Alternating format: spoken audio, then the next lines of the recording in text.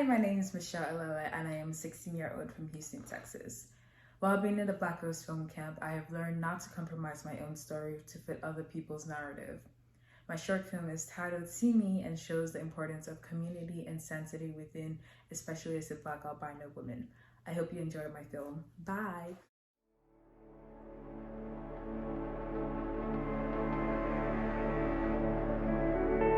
Albinism.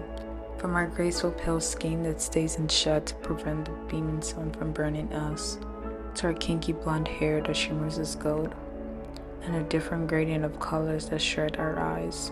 However, sometimes features like this can differentiate you from your own race, where you're not too black and not too white.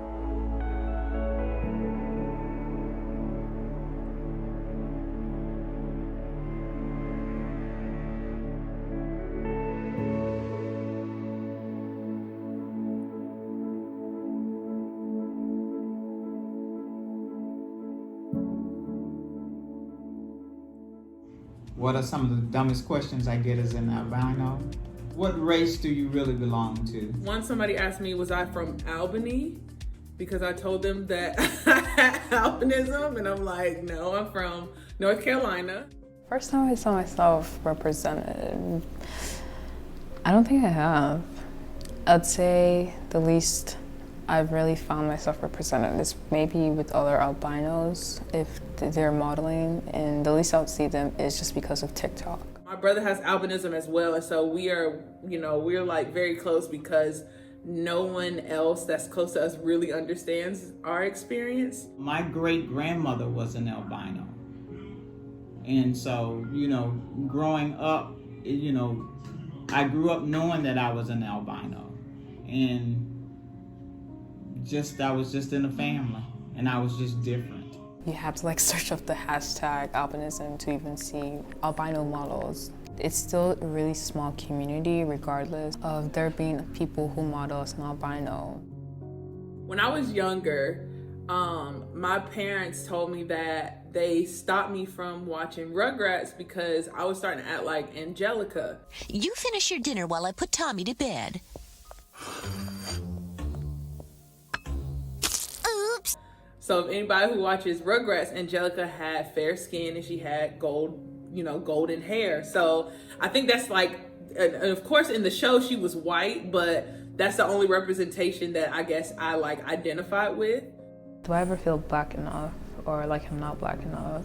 Growing up, my family did not really remind me that I had albinism. So I really was like, okay, well, I'm just like any other person else or just like other people. I think the first reason where it was really engraved for me was coming to the United States because I'm not from here.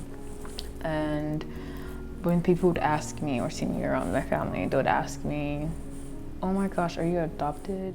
For so long, I couldn't even speak up to support Black men because I'm like, I don't want people to think what do you, I'm not allowed to speak on, those issues. And I'm just like, if there was a better representation, then I think I would feel more comfortable. I wasn't born to fit in. I was born to stand out. And I will never fit in. And that's the lesson that I had to learn growing up. I have two sisters that I always wanted to be like them, and I grew up in a Black community. So at that time, my parents, helped me understand you are who you are, you're different, and you got to, learn how to deal with it. There are situations where I'll find myself in a group of Black people who are not albinos where I just scan the room and I'm like, oh, okay, I gotta keep reminding myself, I'm still a Black person. I cannot exclude myself. What makes me feel beautiful as an albino? What is my favorite feature? One thing that makes me feel beautiful is my golden hair. So many people try to dye their hair to become this color that I was just born with. And so for me, it's just like sorry girl, you can't get this. They don't sell this in the stores. I not only was born as an albino, but I was born Black. And I have all the right features when I was young. They say the brick house, I was the brick house. I'd say my favorite feature would be my eyes. My own is a mix of gray and it sometimes changes to hazel color type of eyes. I feel like my confidence in my skin makes me feel beautiful. And the fact that I know for so long, like I woke up wishing that I could just wash this off and look normal. You're not impaired. You go in that classroom, you know you can't see, so you go to the front of the room so you can see the board. So whatever my limitations was, I had to overcome them. Your confidence carries you a lot more and portrays your beauty much more than your physical appearance, because if you don't have confidence in yourself, it's very easy for people to derail you very quickly and you start to like find fault in everything yourself.